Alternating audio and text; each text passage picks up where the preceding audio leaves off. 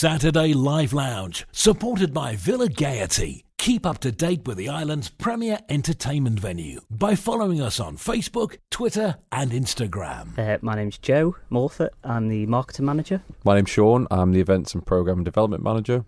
And Kevin Madigan, promoter and booking agent. For the Villa Gaiety. Yay! Which is what we're talking about today. Because, of course, I can't believe it. We're nearly at the end of a year. And I should say, by the way, full disclosure, I can barely see my guests because there's so much tinsel on my microphone. Because, of course, it is almost Christmas as well. But you guys have had such a busy year. Sean, what have been some of your highlights this year then? Oh, there's a good few. I mean, I think it's been great because it's been a real eclectic mix. A highlight for me has really got to be the Craig David TS5 show. It was just, I don't know what I was expecting, but just to see the hall, it really was jumping. It was the atmosphere was electric. Kev and I were there. It really just was something. There's something about seeing something come all to fruition, all the hard work, all the back and forth, and then just seeing people enjoy it and get involved. That was a real highlight for me. Oh, Nicola went to that and said it was absolutely brilliant because I think he wasn't necessarily what everyone was expecting, was he? No, not at all. And it was really like a big party, I'd say. I mean, that sounds a bit cliche, but it really was a big party, and he really sort of touched on the whole nostalgia thing of it. And it was just, honestly, to be there, it was great. You couldn't not help but jump along with it, so it was really good. And he was one of just a number of huge names to play at the Villa this year. Joe, I'm going to come to you and ask who some of your favourites were. I think band-wise, I think James Blunt was probably the best. He was brilliant, wasn't it? So good. That's the second time he's been since 2018. I think he was last year. So yeah, it was great to have him back, and he just puts on such a great show. He's such sort of a showman. So yeah, that was great. And also, I think in the theatre, I think Grease the musical was ace. I love that. It was so well supported as well. It was great to see the local amateur Dramatic Society Centre Stage production put that on, and it was a brilliant show. So they're two of my highlights, I'd say. Amazing efforts they've put into. I'm disappointed, Kev, that so far no one has mentioned McFly, which was easily my highlight gig of the year. I think that was your highlight. What were some of your faves then? Texas, I think. It took a long while to get, and we've been trying for that for about 10 years. And eventually it came round. And I got to meet Johnny McElhone because it was like, with Altered Images, and then with Hipsway, and then with Texas. So to have three big bands was just great. And to actually meet him, I didn't want to talk about Texas, so we just tell me about Hipsway, because they were one of the most underrated bands, weren't they? One album, and it was like, but he was very open, very forthcoming with it, so that was really good. Glenn Tilbrook in the Promenade Suite, doing the Squeeze set. To have someone like that in such a small venue, intimate venue. Yeah, and he always turns on. He doesn't miss anything out either. You get the full set. Supergrass. That was a brilliant night. Supergrass was great. 2 years late. I don't know whether a bit of the momentum died off from their comeback after the big surge of Supergrass coming back. Everybody signed up for Glastonbury, and then COVID kicked in, and we waited 2 years, but it was still a great show. How easy is it? Because you mentioned it's been quite tricky to get some of these acts. Trying to actually nail these guys down to get them to come to somewhere like the Isle of Man, it must be difficult. Yeah, it's very difficult. Some of these shows, they can take 2, 3, 4 years. Gary Barlow was nearly 3 years in the planning to, actually get that show. Wow. It was confirmed, and then to get 50-odd people all together at the same place and get them all here in TT Week with, I think there's 4 tour buses. It was, yeah. 3 or 4 Arctics. But, we'd done it. It took a long time. It was worth it in the end. And he loved the Isle of Man and said ace things about it. Yeah, so that's always they voted good it best walk of the tour. They did. Oh, yeah, that is so cool. They that did. Must feel ace, Sean. Yeah, and it was great. And it's like Kev says as well, like you said, sorry, that's why we want to get these acts over. But also, the past 2 years, just obviously the pesky pandemic added a new degree to scheduling. But you're right, it's at least 2 years. We're always about 18 to 24 months in advance in terms of planning. And even some of the acts we've had this year that we've just had, I mean, they were in planning since 2019. Obviously, the pandemic extended that, like the likes of Two Door Cinema Club, which were another highlight for me. They were excellent. It's just in terms of attracting a different demographic in as well. And some people might say they're a bit more niche. They're not. They're mainstream, but it was packed. Just, it's more contemporary. Yeah, it was a great night. So and even like the likes of Jack Savaretti, that was probably one of the shorter ones, wasn't it? Because we kind of took that opportunity. But mostly, right? Yeah, there's a long period of planning and scheduling and routing and making a date work. What do you think when Kev comes to you and says, I'm thinking Gary Barlow, Sean. I used to be surprised, but now it's kind of like, yeah. Gary Barlow's a bit of a funny one because I couldn't tell anybody who it was. So I used to say to Sean, I'll send you an email, who's it for? Artist D. Yes, it was. So Really? I couldn't, nobody knew. Yeah, so I had to keep that secret for the best part of 2 years. And when we had the Vamps, we had a code name as well, didn't we? We can't repeat that. Yeah, no, we can't repeat Nothing that. No. derogatory to them, but they're no. a great band. Yeah. So even your staff members couldn't know who these people were. This is insane. Your colleagues weren't I think allowed to know. sometimes when we move it along to a certain point of firming up the contract, it's just we obviously deal with lots of different names and acts, don't we? That Kev brings to us, and some of them come to fruition, and some of them don't, and that's kind of at the stage we're at now for 2023. So there's lots of hopefully exciting ones coming up as well. But yeah, it does. It takes a long time. I can imagine, especially persuade them, because it's not just like a drive up the road in England to the next venue. Sometimes it's a day off. Sometimes we do cut it fine to get them here and back for the next night, which can be a bit nerve-wracking at times. But touch wood, out of all the 40-odd shows I think it was that we had planned from pre-COVID, we never lost one. We never lost one show. That's brilliant. We I have managed to to say, make it I was work. at about 6 of them this year. That were most of them, I think, were rescheduled, and it's just made for the most exciting year. Yeah, it has, has, yeah, definitely. Joe, when I said that I was going to get you guys in to chat about the year, I found this brilliant because you sent me some notes and you said you were looking at the Oxford Word of the Year and sort of relating it to you guys. Just tell us a bit more about that. Yeah, so I love sort of the reviews of the year. I love watching the big fat quiz of the year at the end of the year and all that sort of stuff. So I saw in the news that the Oxford Dictionary word of the year was goblin mode, and I also saw that Google's most searched term was Wordle. So I'm trying to apply it to Villa Gaiety, and I think the word of the year for us would be finally. I think that sums up the whole year, really, doesn't it? It's finally we've been able to welcome audiences back, and we've been able to have this full programme of events on at our venues that we've just sort of missed. I mean, we saw a bit in the end of 2021, but to have a full year of it and be welcoming all these brilliant bands and having the theatre open and the comedy and all that sort of stuff, to be welcoming all those people back and seeing our venues full again is just brilliant. So, and the excitement in the ones I went to was palpable, I think possibly more so than if we hadn't been waiting for that long. The energy was amazing, wasn't it, in these gigs? It was. Also, 2022 it came to fruition for all these long-standing plans we've had to expand the programme. So for us, the drag queen nights have been a revelation. Like the first one that we did, which was Bag of Chips in the Prom Suite, a complete sellout. It was a massive waiting list, but you just said it then, the energy was palpable. The energy that night in the room was palpable. It was amazing. It brought in different people. It was just such a fun night. I don't really know what I was expecting. It wasn't what we got, but in a good way. And then we followed that up with the one in July again, bringing different audiences into the Gaiety, and we've just done the one 2 nights ago in the Gaiety again, which again multi-bill. And currently, some of them are on Drag Race at the moment, which is really popular. 4 series just finished, and it seems to, it's a whole new market for us, really. Yeah, it seems to work well. Yeah, we've got there with that as well. It must be difficult coming up with the right sort of mix of all of these different acts, because you have theatre, you have comedy, you have music, you have performance artists who, sometimes you can't even describe what these guys do. So, I mean, it's quite a difficult thing, I'm guessing, to get the balance right. It is, and we're catering for all tastes, or trying to cater for all tastes. So, there's been different things this year, like The Hypnotist. Another highlight for me, which obviously a staple of our programme, is the family stuff. But, I mean, thanks to Kev this year, we did manage to find land Zog and the Flying Doctors, which was based on the Julia Donaldson book. That was a highlight for me. I've got young kids. But it was just a brilliant show to see the kids watching the story come to life on stage. It's different to TV. It's different to reading the story. It was just magic, that. So yeah, it is a real balance, because 1 minute we're doing Zog, the next minute we're doing drag queens, the next minute we're doing a full rock band, the next we're doing a theatrical show, a hypnotist, a panto, you name it. But that's why I think we all like our jobs, because no 2 days are the same. It's an absolute variety. With being an island, South Christy is an island population. We've got to supply something from 5-year-olds to 85-year-old plus, something for everybody, because a lot of people do travel off to see, go find their entertainment elsewhere. And we're trying to supply it here. So literally for families right the way through, and cover every base, because it's a versatile venue. There's 4 or 5 rooms in there we can use, from a 60 capacity, whichever, right up to the 1,600 in the Royal Hall. So, if 60 people want to see a flamenco guitarist, I'm sure we can accommodate that, Please, can we have in Harry the arcade. Styles? Please, can we have Harry Styles, Kevin? Please, can you get him to come and play for like just over 1,000 people and not millions? That's a challenge, isn't it? Yeah.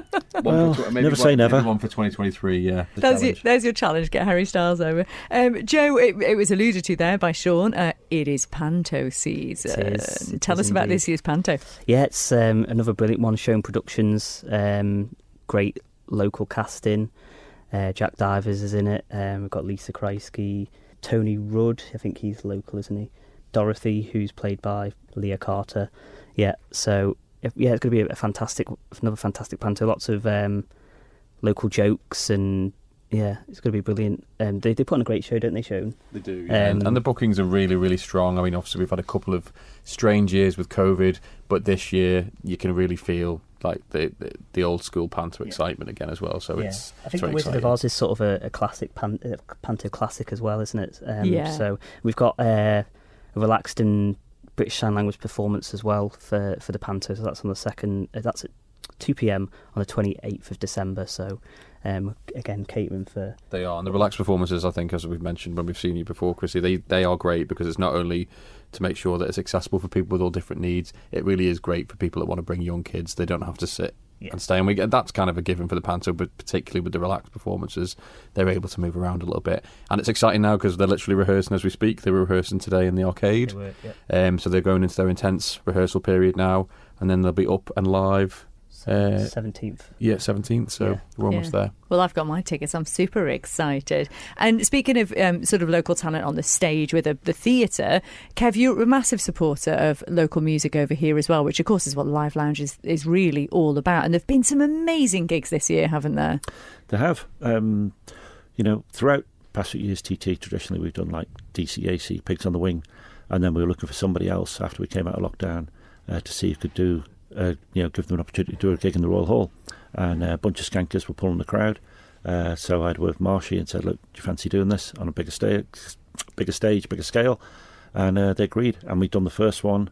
Everybody came out of lockdown, we sold it out, and everybody had a great night. And then we repeated it again this year.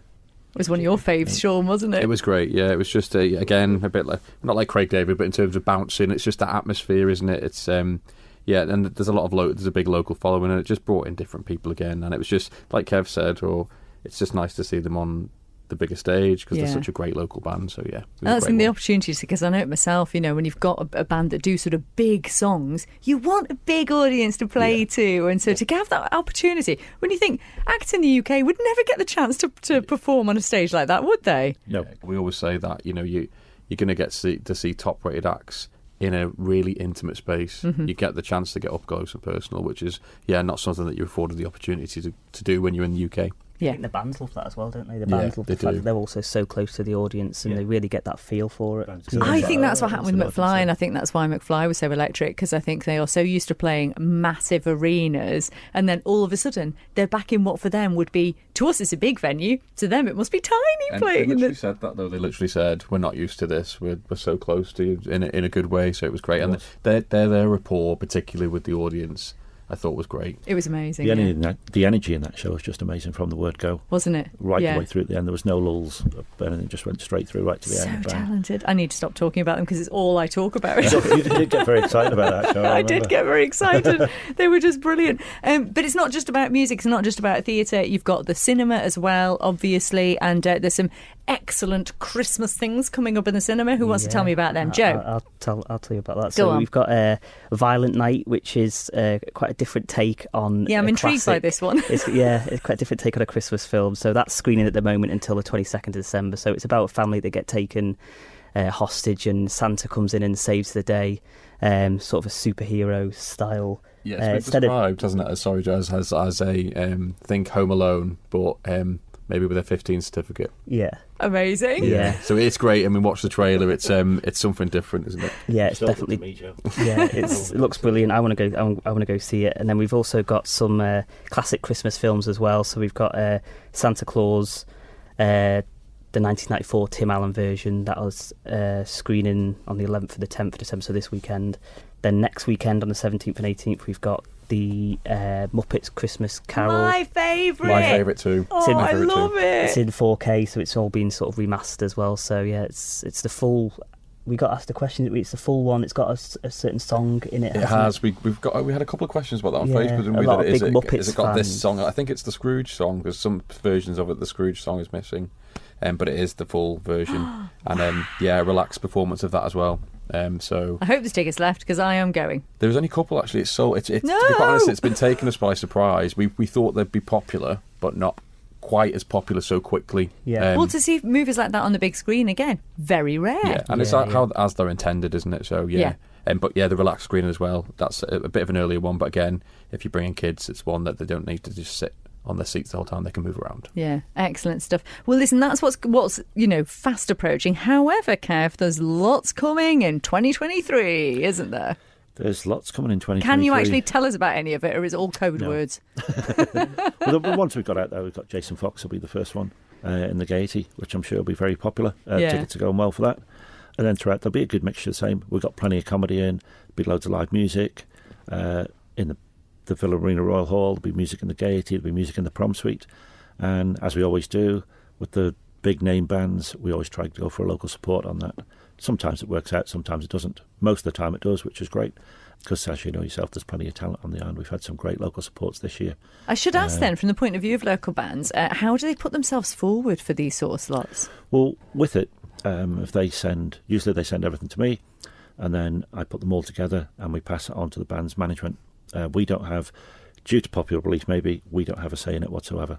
It's not our decision. So we'll pick up, we say, what do you want to put in? So they send us an EPK, then we forward it to the artist's management. They have a listen, they go through it, they make the selection, they run it past the band.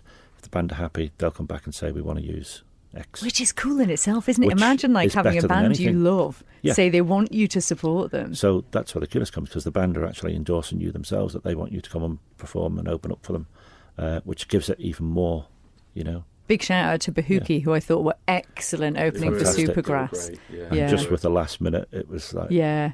Absolutely Really brilliant good. stuff. And Sean as well, theatre is going to be busy next year. So busy, yeah. We kick off in the theatre with one of the first of the Amateur Dramatic Society. So it's Young Frankenstein. That's from the Douglas Choral Union. Closely followed by it'll be the Young Farmers in between with our sort of annual concerts, and then hot on their heels is, let me get this right, Annie Get Your Gun, the Stone version. So that's What does that mean? I knew you were going to ask me that. It's the whoever's- producer, yeah. I think it's the change in the producer, but it's obviously that's a classic musical, so that'll be great. And what I love about that is there's two completely different musicals in quite close proximity. And then as we go further into the year, we'll have the usual things like the Easter Festival of Plays, and Taylorian Productions next summer are doing Kinky Boots, which I think would be fantastic. As we go further into the year, much further into the year, Centre Stage Productions are doing Elf musical as well. What? I did not know about this. Yeah, it's world's worst kept secret, that locally, isn't it? So yeah, that's been out for a while, so they'll be doing that as well. And then, like Kev said, there'll be other things slotted in as well, other theatrical bits and stuff as well. Yeah, and who are you looking forward to, Joe, for next year so far? What you do know about? What I do, probably Tom Allen. That is quite the Tom catch. Allen, he's I love him on. He's great, Countdown isn't and he? stuff like that. So probably Tom Allen, I'd say. Yeah. Excellent. And we always really all of us are looking forward to Joanne McNally as well, who is an Irish comedian. She'll be playing the Gaiety in February.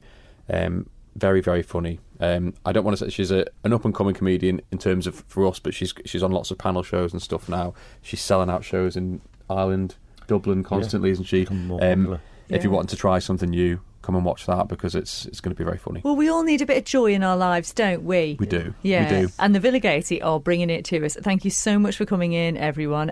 Joe, just remind us how we can get hold of tickets for all of these amazing things. Yeah, so head to villagaiety.com. You can give us a call on 600 555 or pop into the Welcome Centre or the Villa Marina reception. Lovely. All it remains for me to say then is Happy Christmas, everybody. Happy Christmas. Christmas. Merry Oh, to you. and don't forget to buy your Villa Gaiety gift cards for Christmas as well. Yes, they're Joe, great. exactly. They're great stocking fillers. Because you can give the gift of entertainment. Yeah. all I year love round. this. There might be something coming up before Christmas that people may want to buy some Christmas presents for them, maybe one or two. So just watch this space. You tease. Saturday Live Lounge, supported by Villa Gaiety. Keep up to date with the island's premier entertainment venue by following us on Facebook, Twitter and Instagram.